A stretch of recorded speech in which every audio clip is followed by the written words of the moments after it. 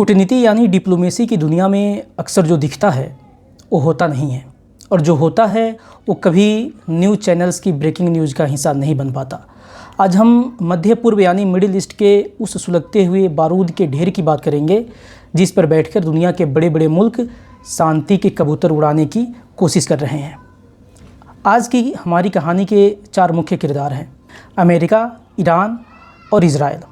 और हमेशा की तरह दूसरों के मसलों में अपनी रोटियां सेकने की उम्मीद लगाए बैठा पाकिस्तान।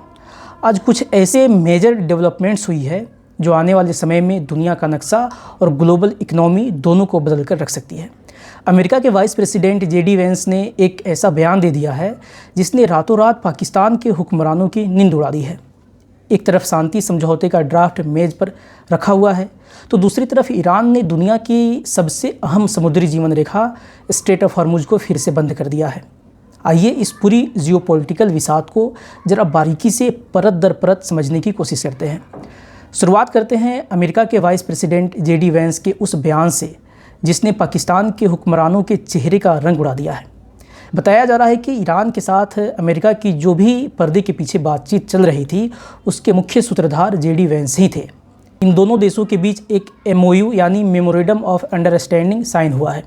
ध्यान रहे, अभी यह सिर्फ एक MOU है, कोई पक्का एग्रीमेंट नहीं। लेकिन बड़ा सवाल यह था कि इस MOU को साइन होने में इतना वक्त क्यों लग गया। यहीं पर JD वैंस ने ठिकरा फोड़ा है पाकिस्तान के सिर पर। उन्होंने बहुत ही स्पष्ट और तख्त लहजे में कहा कि यह डिले इसलिए हुआ क्योंकि पाकिस्तान में फ्रीडम ऑफ प्रेस नाम की कोई चीज़ है ही नहीं। वहाँ की मीडिया आज़ाद नहीं है, वहाँ की सरकार या फौज पर ऐसा कोई दबाव ही नहीं था कि वो अपने देश की जनता या मीडिया को बताए कि आखिर पर्दे के पीछे अमेरिका और ईरान के बीच पक क्या रहा है। ज़रा सोचिए, अमेरिका का वाइस प्रेसिडेंट खुले मंच से कह रहा है कि तुम्हारे यहाँ बोलने की आज़ादी नहीं है। आप इमेजिन कर सकते हैं कि इस वक्त इस्लामाबाद में पाकिस्तान के प्रधानमंत्री शहबाज शरीफ और उनके असली boss army chief Asim Munir पर कितना भारी कूटनीतिक और नैतिक दबाव आ गया होगा। इमरान खान पहले से ही एक लंबे अरसे से जेल में है और दुनिया देख रही है कि पाकिस्तान में लोकतंत्र के नाम पर असल में चल क्या रहा है। अब एक तरफ तो कागज़ों पर शांति समझौते की बातें हो रही हैं, लेकिन दूसरी तरफ ज़मीन पर खून बह रहा है। आज की तारीख में सबसे बड़ी और ख़तरनाक डेवलपमेंट यह है कि अमेरिकी सेना फुल ऑन अलर्ट मोड में आ चुकी है। क्यों? क्योंकि ईरान ने एक बार फिर से स्ट्रेट ऑफ हॉर्मुज को शट डाउन कर दिया है। जो लोग अंतर्राष्ट्रीय व्यापार को समझते हैं वो लोग जानते हैं कि स्ट्रेट ऑफ हॉर्मुज दुनिया के तेल व्यापार की जुगुलर वेन यानी गले की नस है। इसका बंद होना मतलब पूरी दुनिया की अर्थव्यवस्था में भूचाल आ जाना। और उधर इजराइल किसी MOU या शांति समझौते के इंतज़ार में नहीं बैठा है। वो लगातार लेबनान पर भारी बमबारी कर रहा है। लेबनान की सरकार का आधिकारिक बयान है कि मार्च से लेकर अब तक इजराइल के हमलों में उनके 4000 नागरिक मारे जा चुके हैं। अब आप इस क्रोनोलॉजी को समझिए। अमेरिका और ईरान के बीच जो भी थोड़ा बहुत शांति समझौता या MOU साइन हुआ था वो इस वक्त वेंटिलेटर पर है, खतरे में है। एक छोटी सी चिंगारी, एक और छोटा सा एक्सलेशन और दुनिया एक फुल स्केल वॉर में झोंक दी जाएगी। और सच कहूँ तो JD वैंस पाकिस्तान के बारे में क्या कह रहे हैं यह जियोपॉलिटिकल कॉन्टेक्स्ट में तब तक कोई मायने नहीं रखता जब तक इजराइल इस पूरी शांति प्रक्रिया से पूरी तरह से संतुष्ट नहीं हो जाता। अगर इजराइल को यह यकीन नहीं होता कि ईरान का न्यूक्लियर प्रोग्राम हमेशा के लिए रुक चुका है तो आप कितने भी MOU साइन कर लीजिए, थोड़े दिन का युद्ध विराम हो सकता है, हफ्ते भर के लिए, 2-3 महीने के लिए, लेकिन इवेंचुअली आखिर में जंग ही होनी है। जब तक इजराइल कम्प्लीटली सेटिस्फाइड नहीं होता इस समझौते में आखिर शर्तें क्या है, ईरान को क्या मिल रहा है।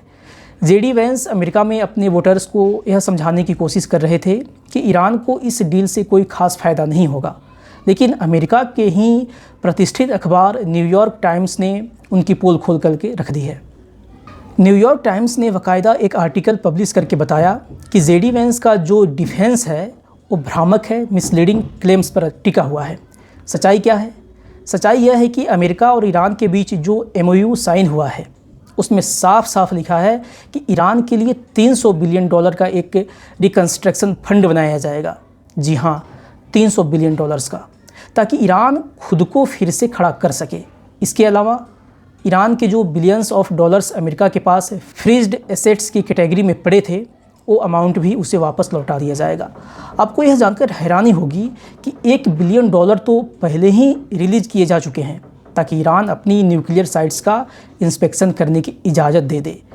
इस पूरी जियोपॉलिटिकल उथल पुथल के बीच पाकिस्तान के प्रधानमंत्री शहबाज शरीफ और army chief Asim Munir Switzerland की खूबसूरत वादियों में जा रहे हैं। मकसद क्या है? अमेरिका और ईरान के बीच शांति वार्ता करवाना।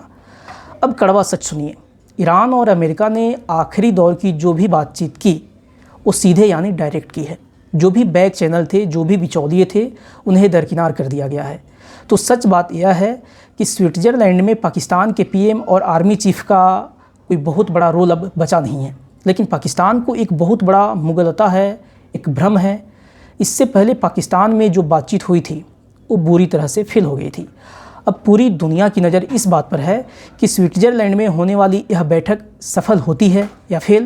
लेकिन पाकिस्तानी हुक्मरान और वहाँ के तथाकथित एनालिस्ट एक अलग ही दुनिया में जी रहे हैं। पाकिस्तानी एलिट की उम्मीद क्या है? उन्हें लगता है कि अगर अमेरिका और ईरान की जंग टल गई और इसमें पाकिस्तान के मीडिएशन का थोड़ा बहुत नाम आ गया तो डोनाल्ड ट्रंप खुश होकर के पाकिस्तान में डॉलर्स की बारिश कर देंगे। पाकिस्तानी पत्रकारों ने दर्जनों आर्टिकल छाप दिए हैं कि जेडी वेंस भले ही पाकिस्तान की प्रेस फ्रीडम को गालियां दें, बेवजह बातें करें, लेकिन ट्रंप आखिरकार पाकिस्तान में मैसिव स्केल पर इन्वेस्टमेंट लाएंगे।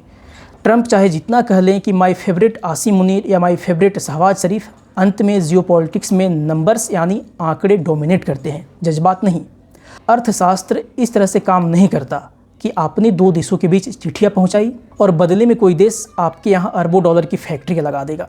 इन्वेस्टमेंट हवा में नहीं आती, उसके लिए ज़मीन पर बाजार चाहिए होता है। आइए अमेरिका सरकार की वेबसाइट से लिए गए कुछ असल आंकड़ों पर नज़र डालते हैं ताकि पाकिस्तान की इस गलतफहमी का पर्दाफाश हो सके। पाकिस्तान के साथ अमेरिका का व्यापार 2024 के एस्टिमेट के मुताबिक अमेरिका और पाकिस्तान के बीच गुड्स और सर्विसेज का कुल व्यापार सिर्फ $10 बिलियन के आसपास था। इसमें अमेरिका पाकिस्तान को लगभग $3.3 बिलियन का माल बेचता है और पाकिस्तान लगभग 5 से 6 बिलियन डॉलर का माल अमेरिका को एक्सपोर्ट करता है। यह नंबर अंतर्राष्ट्रीय व्यापार के लिहाज से मूंगफली के बराबर है। अब इसकी तुलना भारत से कीजिए। अमेरिका और भारत के बीच गुड्स और सर्विसेज का व्यापार लगभग $200 बिलियन का है। सिर्फ गुड्स यानी सामानों का व्यापार ही 2025 में लगभग $150 बिलियन आंका गया है। यानी भारत का व्यापार पाकिस्तान के मुकाबले 15 से 20 गुना ज़्यादा है। कहीं से भी कोई कंपैरिजन नहीं है नंबर्स का। पूंजीवाद का एक सीधा सा वसूल है, जहां आपका व्यापार होगा, जहां आपको अपनी सप्लाई चेन सुरक्षित और मुनाफेदार लगेगी, इन्वेस्टमेंट वहीं जाएगी। पाकिस्तान चाहे जितनी उम्मीद लगाकर बैठ जाए, हकीकत यही है कि उनके पास अमेरिका से जेन्युइनली कोई बड़ी इन्वेस्टमेंट अट्रैक्ट करने के लिए वो इकोनॉमिक नंबर्स हैं ही नहीं। तो आखिर में सवाल यह है कि आगे क्या होने वाला है। आज और कल का दिन दुनिया के इतिहास में बहुत ही हिस्टोरिकल होने वाला है। स्विट्ज़रलैंड से पता चल जाएगा कि अमेरिका और ईरान के बीच कोई डील फाइनल होगी या बात फिर से बिगड़ जाएगी। डोनाल्ड ट्रंप ने साफ कर दिया है कि वो अभी भी 60 दिन का टाइमलाइन लेकर चल रहे हैं।